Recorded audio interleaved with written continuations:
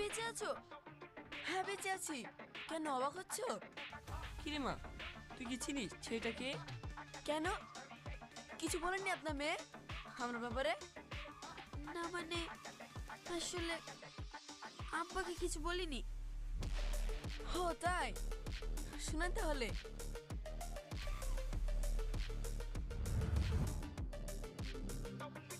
বলো কি খাবে? আমি শুধু কফি খাবো। ওয়েটার, দুটো কফি।